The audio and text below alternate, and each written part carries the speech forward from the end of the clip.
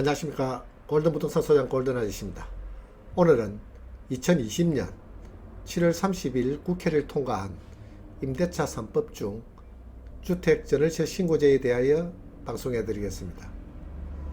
임대차 3법으로 인하여 많은 국민들이 고통을 겪었는데, 그때 통과되어 올 6월 1일부터 시행하게 되어 있는 주택 전월세 신고제에 대하여 말씀드리겠습니다.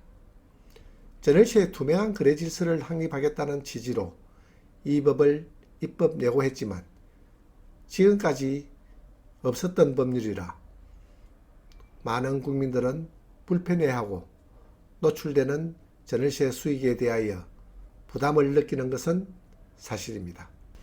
그럼 지금부터 임대차 3법 중 전월세 신고제에 대한 개요에 대하여 설명드리도록 하겠습니다. 제일 늦게 지금 시행되는 전월세 신고제의 시행 시기는 2021년 6월 1일, 올 6월 1일부터 신고에 들어간다는 겁니다.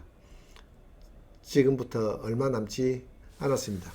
그 전에 4월 19일부터 시범 운영을 한다고 하니까 대전시 월평동, 세종시 보람동, 용인시 보정동 등 5개 지역에서 시범 운영을 해보면서 나타나는 문제점, 그리고 보완해야 될 점, 이런 여러 가지 시행착오를 겪지 않기 위해서 시범 운영을 해보고 그런 사항을 반영시키겠습니다.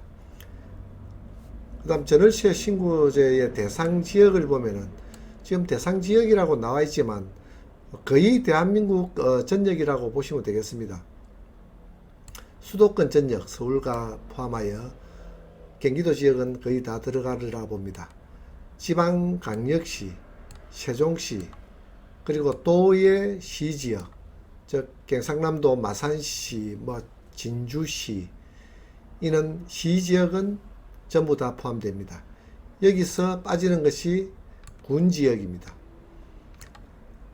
우리 대한민국에서 군지역을 포함시킨다면 얼마 되지는 않을 겁니다. 군지역에서 전월세 신고제 포함되는 주택이 얼마나 되겠습니까?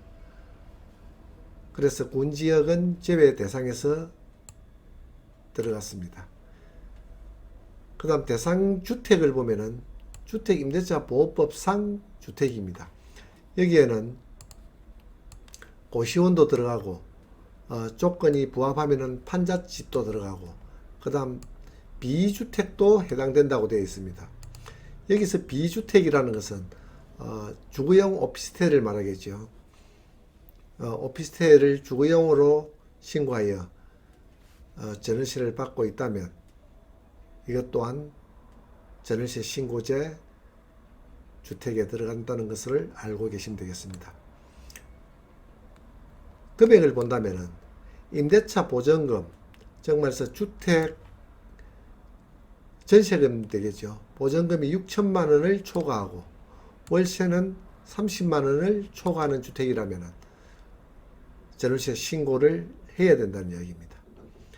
여기서 6천만 원과 30만 원, 이 두 가지 중에 한 개만 포함된다면 신고 대상에 들어가는 주택으로 분리됩니다. 임대차 계약서를 작성하고 전월세 신고를 해야 되는데 그 신고를 어떻게 하는지 그 방법에 대해서 말씀드리겠습니다. 계약 체기일 30일 이내에 임대인과 임차인이 공동으로 신고하라고 되어 있습니다. 그렇지만 둘 중 한쪽이 당사자 모두 서명한 계약서를 제출한다면 공동 신고한 것으로 간주하겠다. 즉 말해서 한 사람이 해도 괜찮다는 얘기입니다. 임대인과 임차인 중 한 분이 계약서를 가지고 주민센터에 가서 전월세 신고를 하면 됩니다. 그리고 공인중개사 등에게 신고 위임을 해 주었다는 얘기입니다. 만약에 임대차 계약서를 부동산 사무실에서 작성했다면 부동산 사무실 소장들은 전월세 신고를 대신해 줄 수 있다는 얘기입니다.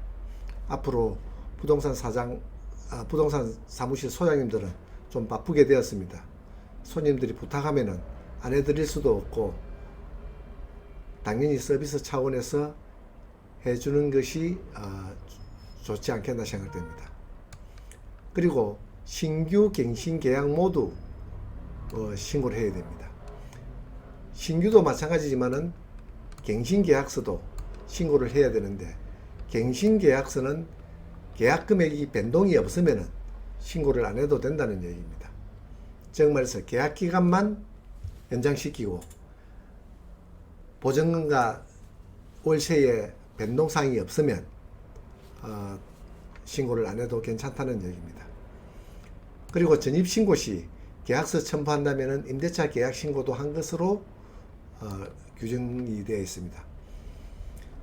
임대차 사업을 하시는 분들은 임차인이 바뀔 때마다 구청에 가셔가지고 신고를 하는데, 이 신고를 하면은 대신해 주겠다는 얘기입니다. 다음은 임대차 계약 신고 시 계약서를 제출하면은 확정일자가 부여된다는 얘기입니다. 우리는 임차인이 잔금을 치르고 전입신고를 한 다음 그때에 확정일자를 받는 것이 원칙으로 되어 있습니다. 그래야만 주택임대차보호법을 받기 때문에 임차인이 확정일자를 받는데, 이제는 이 전월세 신고를 한다면은 확정일자도 받은 것으로 한다니까 아마 임대차 전월세 신고는 임차인이 하는 것이 편하지 않을까 보여집니다. 신고 방법을 보겠습니다.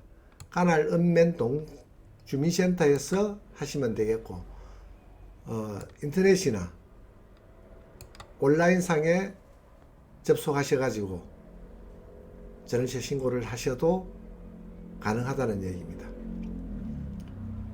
만약에 전월세 신고를 하지 않을 때, 즉 미신고일 때는 기간과 계약 금액에 비례하여 4만원에서 100만원까지 과태료를 부과하겠다는 얘기입니다. 상당히 큰 금액입니다. 이 신고를 안 하면은 과태료도 만만치 않을 것입니다. 그리고 허위 신고를 했을 때는 100만원의 과태료를 부과합니다. 전월세 금액을 허위로 한다든지 전월세가 아닌데 신고를 한다든지 그런 신고는 100만원의 과태료를 부과하겠다는 얘기입니다. 그런데 여기서 올 6월 1일부터 신고 의무기간이 시작되는데, 신고 의무기간 시작일로부터 1년간은 과태료 금액은 유예하겠다는 것입니다. 1년간은 계도기간을 삼아서 허위신고나 미신고에 대해 가지고 과태료는 부과하지 않습니다. 하지만 계몽기간 1년이 지난 후에는 과태료가 부과되니까 전월세 신고는 빠뜨리지 말고 해야 될 것으로 봅니다. 지금까지 올 6월 1일부터 시행되는 주택 전월세 신고제에 대하여 방송해 드렸습니다. 앞으로 1년간의 유예기간은 있지만 주택을 임대하고 계시는 임대인께서는 신고를 해야 될 것입니다. 전월세 신고를 하여 소득세를 내는 것은 사실 부담스럽지 않으나 의료보험료까지 내야 하는 임대인이 많은 관계로 상당히 부담스러워하지 않을 수 없는 것이 사실입니다. 하지만 유예기간이 끝나면 과태료까지 발생되는 사항이 되었기 때문에 임대차 3법으로 혼란을 겪는 현실 속에 늘어나는 부동산 세금은 이제 증가할 수밖에 없을 것으로 보입니다. 혼란스러운 부동산 정책 때문에 주택가격은 폭등하였고, 그런 관계로 부산은 거의 전 지역이 조정 대상 지역으로 지정되어 올해부터 아파트 거래는 단절되다시피 하여 거래의 절벽 속에 주거이동을 못하고 매도에 애태우는 소유자들도 발생하고 있습니다. 선순환 경기 흐름이 언제 시작될지는 모르는 시기에 주택의 구입을 미루는 실거주자도 날이 갈수록 늘어나는 추세입니다. 자유시장 경제 흐름의 주택 경기를 기대해 보면서 오늘은 여기서 마치겠습니다. 구독과 좋아요를 부탁합니다. 감사합니다.